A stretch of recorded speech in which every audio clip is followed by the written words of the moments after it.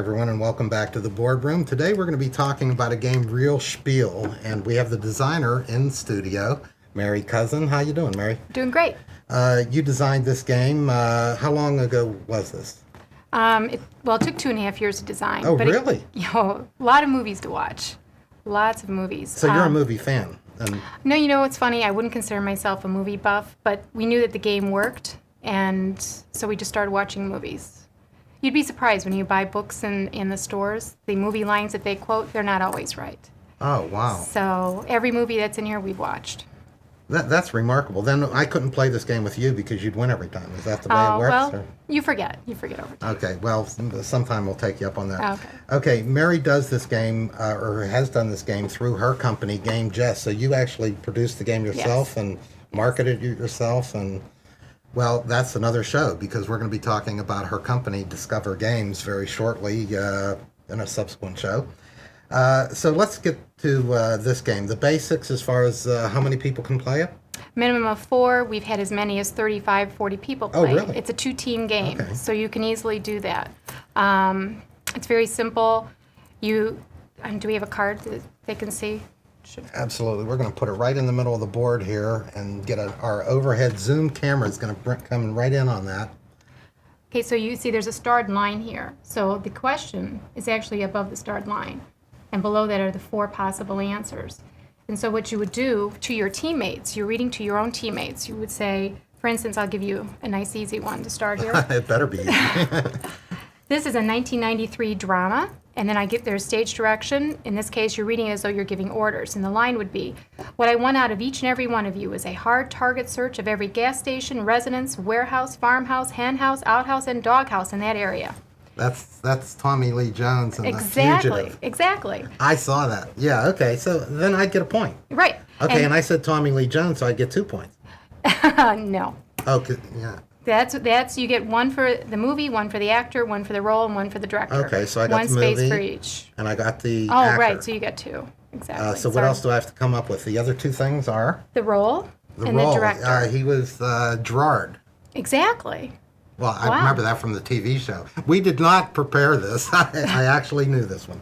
And the director was Steven Spielberg. No, the good guess. It says right here, now wait, I'm going to take issue with you. It says right here, when you get the question asked director, it should be Steven Spielberg, Rob Reiner, or Alfred Hitchcock are all good guesses. They are.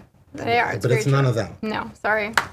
But at this Lies. point, then the other team can steal that from you, or I could try to charade it out for you.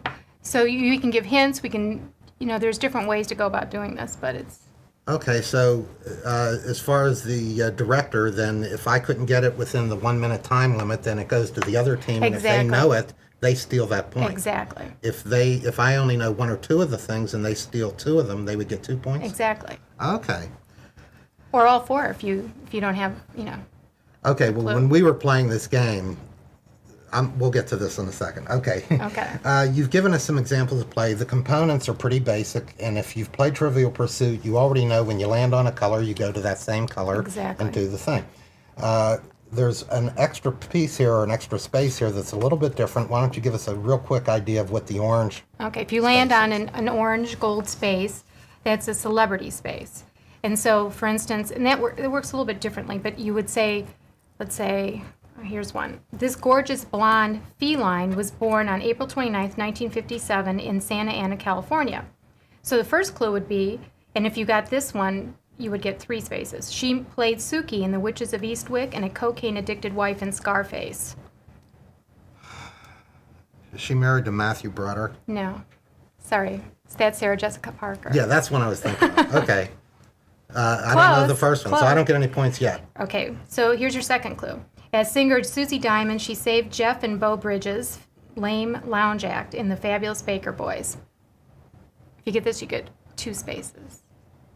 Michelle Pfeiffer. Exactly, so then you would move ahead 2 spaces. I read the voice of the director. Ah, you got to help. You got I read the assistance. lips. Well, if they're on your team, that's okay. Okay, see, now that would be legal. Exactly. That would be totally legal. Okay. Totally legal. Thank you, guys. That was Dave, our director. Okay. He knew who it was. Okay, well then you're my partner when we play with Mary later. Okay, so that's kind of a simple one answer thing, and if the other team gets it, they get the point, and otherwise we get it. The object is just to get to the end of you start here and move to the end of the board. It takes about an hour. Where would you rate these movies difficulty-wise? We have them all over the board. We have them all over the board. We were trying to have a broad appeal, teenagers, family, and that's why there are hints provided too. We give you 2 hints to help people, and then you can also handicap the movie buff that way.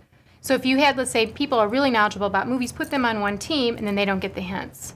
Oh, and okay. then everybody else can play on the other team, and they do get the hints. We found that the team that knew the most about the movies actually did well at this game. It wasn't like this game is pre-balanced so that it's always going to be close. I like the idea that the people that knew the most about movies actually got to shine. And whereas everybody usually knows the title, if you're doing Jaws, that's easy. Oh, right, exactly. And you may even know the actor, Roy Scheider or whatever. Right. Richard Dreyfuss. But you won't know his part, as sheriff something or other, and you won't know the director most of the time, although in that case... Spielberg. So it really balances it out nicely, and the person on the other team that has to be listening because they can jump in and steal that director's name or something like that. And sometimes when it's not your turn, you're not as nervous, so you remember things easier.